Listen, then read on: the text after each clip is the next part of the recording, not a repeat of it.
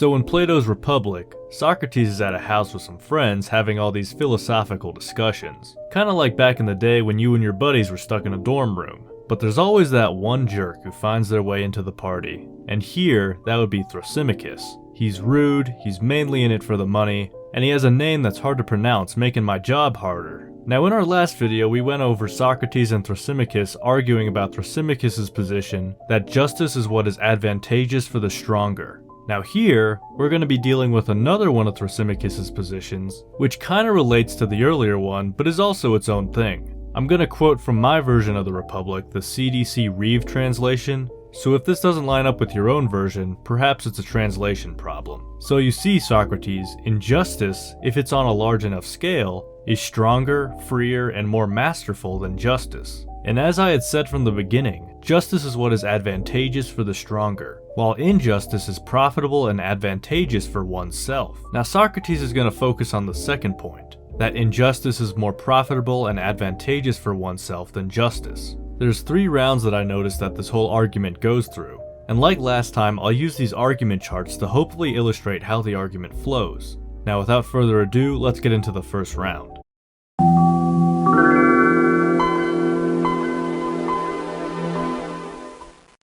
So the argument starts out with Socrates clarifying what's on the table here. Come on then, Thrasymachus, answer us from the beginning. You say, don't you, that complete injustice is more profitable than complete justice? I certainly have said that. Now the next part is kinda confusing. There's this whole discussion about whether Thrasymachus believes that justice is a vice and injustice a virtue, and he gives very weird answers that don't give us a clear picture. Thrasymachus says no, justice is not a vice, but a noble naivete, and then in a later part agrees that justice is the opposite of virtue.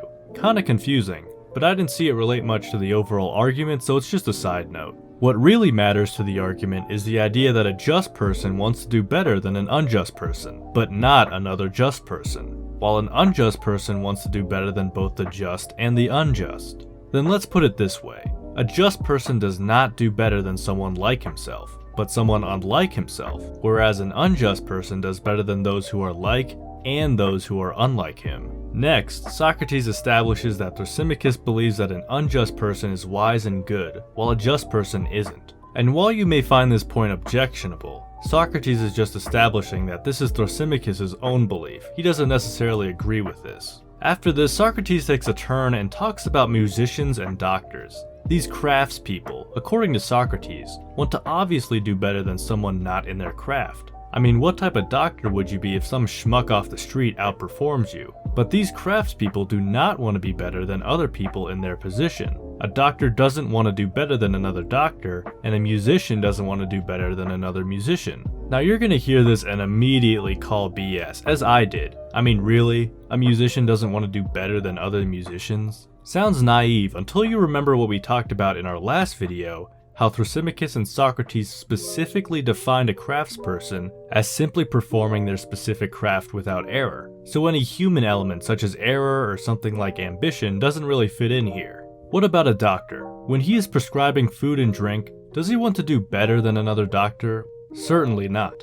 But he does want to do better than a non-doctor. Yes. And these knowledgeable people within a craft such as being a doctor or a musician is wise. And a wise person is good.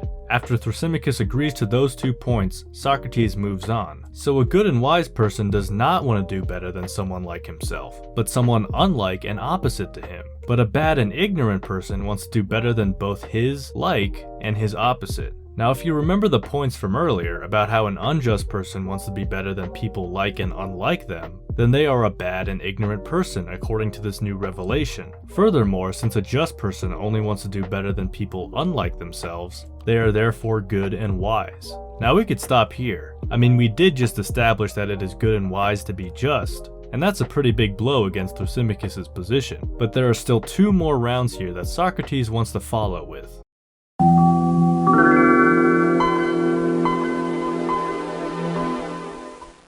So we have our last conclusion here, but then the discussion shifts towards a city. Thrasymachus still claims that the best city will be the one that is completely unjust. But Socrates asks, will the city that becomes stronger than another achieve this power without justice, or will it need the help of justice? Thrasymachus sort of pulls a cop-out and says that Socrates is right if what he said earlier stands, but he's right if what he said earlier stands.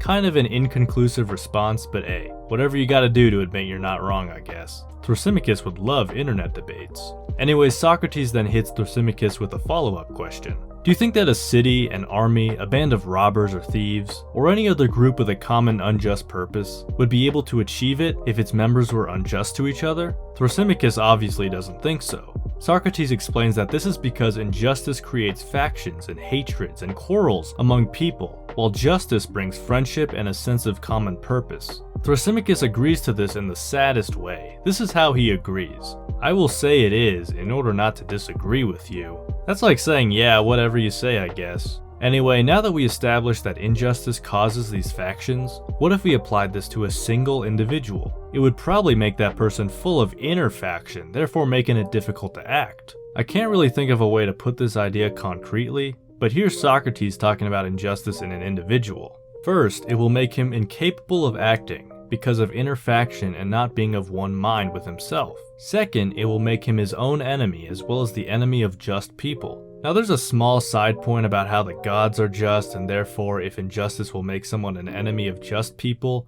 the unjust person will be an enemy of the gods, but this feels kind of separate from the greater argument. Regardless, it does go against Thrasymachus' main position that it's beneficial to be unjust. The main conclusion, however, of round 2 is that this inner faction of an unjust person is going to get in the way of them acting and living, while a just person won't have that problem. And with that, we can move on to the last round and tie this whole thing up in a nice bow.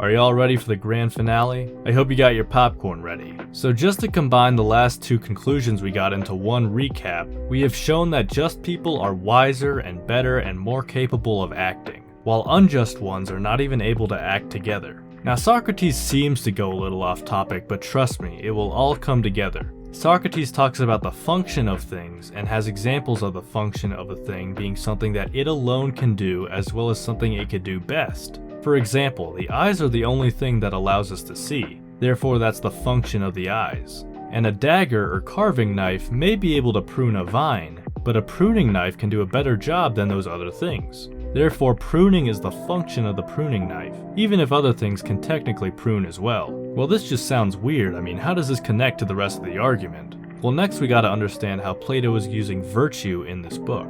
Here's how the glossary of terms near the end of the book specifically defines virtue. If something is a knife or a man, its virtue, as a knife or man, is that state or property of it that makes it good. So for example, the virtue of a knife would be a sharp blade. Now there's a virtue for each thing which has a function. So pruning is the function of the pruning knife, and a sharp blade would be its virtue. But if something is deprived of its virtue, then the thing will perform its function badly. Obviously a dull blade is going to make pruning pretty hard. Socrates then looks at the function of the soul and concludes that living is a function of the soul. Then what about living? Don't we say it is a function of a soul? Absolutely. Now because the soul has a function, it then has a virtue. Socrates says that justice is a soul's virtue and injustice is its vice. This wasn't very explicitly stated earlier, but it's inferred from our last two conclusions. Being wise, good, and capable of acting, all of which is connected to justice, is definitely going to help that soul perform its function of living. Therefore, justice is the virtue of the soul. And justice would therefore help a soul to live well, and injustice would cause a soul to live badly. Then, anyone who lives well is happy, while anyone who doesn't, or the unjust soul, will live wretchedly. And it's more profitable to be happy than wretched. And this all leads to Socrates' final conclusion. So then, blessed Thrasymachus, injustice is never more profitable than justice. And thus ends Book 1 of Plato's Republic. You know, if we also did a video on the argument with Polemarchus, we would have generally covered all the big points in Book 1. So let us know if we should just do it to finish it off. In case you're curious about what happens next, funny enough, Thrasymachus kinda just shuts up. But it's never said in the narration that he leaves, so we must be just listening in on the rest of the conversation. Throughout the rest of the book, Socrates' friends Glaucon and Adeimantus kinda tag team with Socrates talking about all these interesting things. But I don't know guys, I've been thinking about covering Plato's famous dialogue, Secundis. It's full of very interesting ideas, so feel free to ask anything about it in the comments.